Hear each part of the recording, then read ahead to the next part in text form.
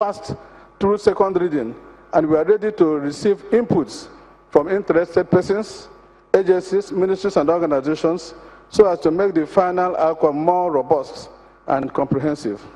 The National Assembly is currently leading the campaign for patronization of made in Nigerian goods.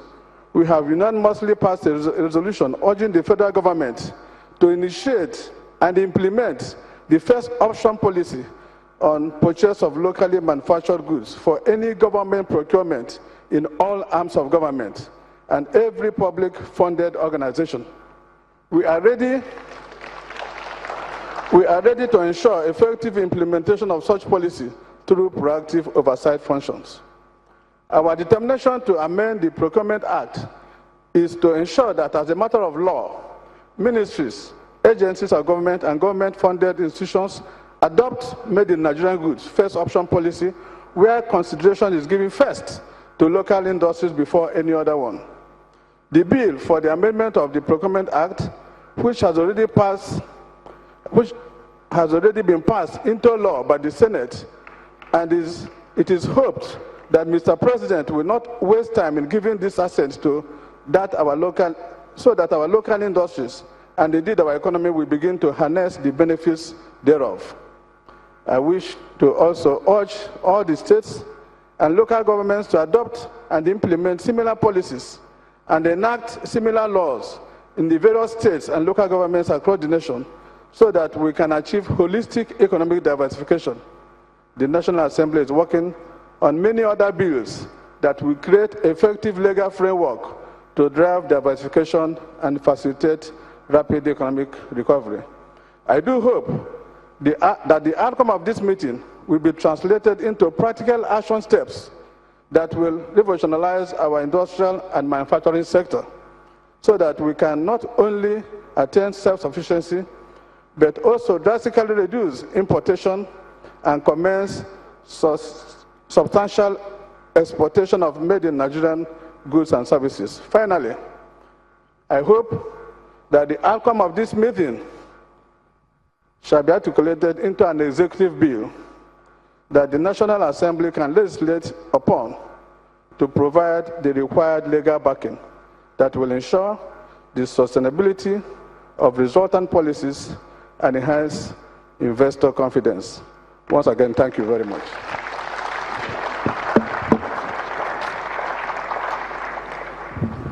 Thank you very much, Distinguished Excellency.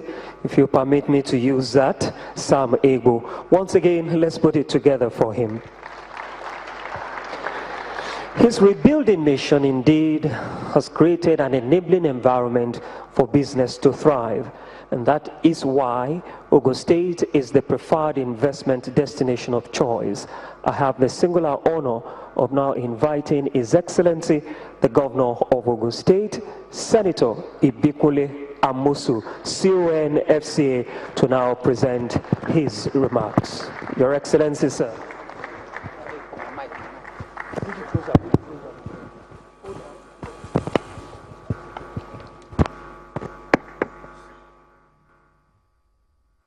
Thank you. Please be seated. Thank you.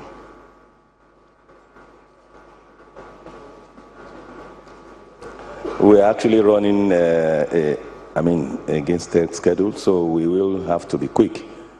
Your Excellency, the Vice President of this, our great country, Professor Yemi Osinbajo, GCON, SAN, our Baba, our revered Baba, the former President of Nigeria, Baba Olusegun Obasanjo, GCFR,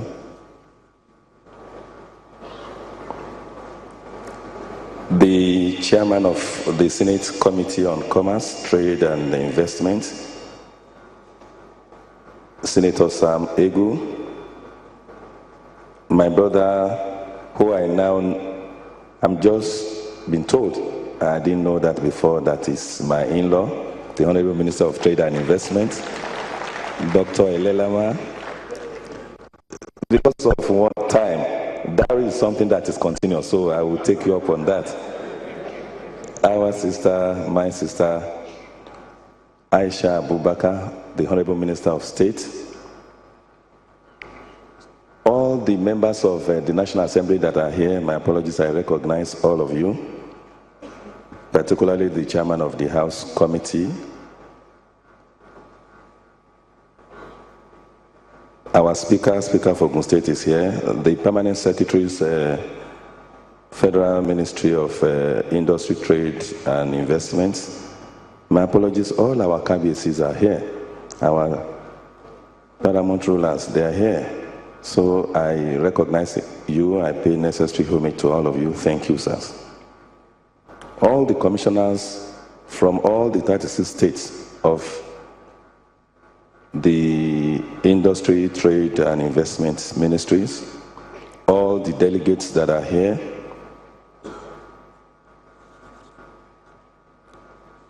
and all the captains of industry, particularly the head of parastatals and agency under the Ministry of Industry, Trade and Investment, invited participants, gentlemen of the press, distinguished ladies and gentlemen. On behalf of the government and the good people of Ogun State, I especially welcome His Excellency Professor Yemi Osinbajo, Vice President, Federal Republic of Nigeria, and all my brothers that have actually acknowledged the Honorable Minister of Trade and Industry, the Minister of State, all my brothers from the National Assembly that I've actually recognized before. And let me in a special way commend the organizers and all those who have in one way or the other contributed to the successful hosting of the 8th National Council on Industry, Trade and Investment for a job well done. I am pleased to be part of this event, especially as this is the first time that the National Council of Industry, Trade and Investment will be meeting here in Abeokuta, the capital of our dear state, which is now the industrial capital of Nigeria.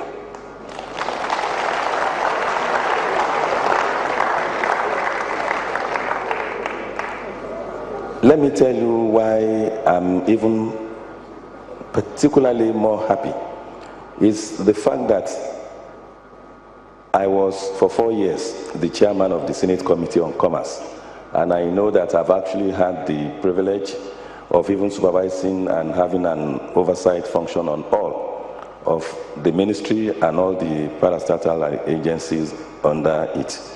And I know that if Nigeria is going to get it right, of course we must get that very particular ministry, the Industry, Trade and Investment Ministry, will just be, once that ministry gets it right, Nigeria will get it right. In the US, for instance, in the Congress, in the Senate, and aside from the Ways and Means Committee, the most important committee is the Commerce Committee. And I know that you will agree with me that if the United States considers commerce to be that important, then you know that any nation that is relegating commerce, industries, trade and investment, of course, we have themselves to blame. The theme of this year's,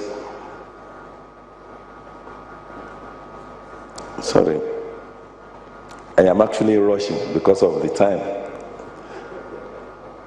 As we are all aware, a forum of this nature provides a veritable platform for cross-fertilization of ideas on topical issues of immense importance and benefit to the nation, and also to reappraise the policies of government and their implementation, especially as they concern our strategies on improving our internal and foreign trade. It also presents us with the opportunity to come to terms with the current economic realities and to analyze how other nations achieved economic successes in order for us to adapt such lessons to solving our problems. The theme of this year's council meeting, diversification of the Nigerian economy from overdependence on oil exports, is very apt, particularly at this crucial time of our nation's economy. Nigeria is blessed both in human capital and huge natural resources. Our country made substantial revenue from oil and gas until the recent downturn. Our overdependence on oil, poor public expenditure management, and unrelenting corruption, particularly in the recent past, have combined to undermine Nigerians' growth and development. Our over-reliance on oil has resulted in several drawbacks such as the neglect of the real sectors like agriculture, manufacturing,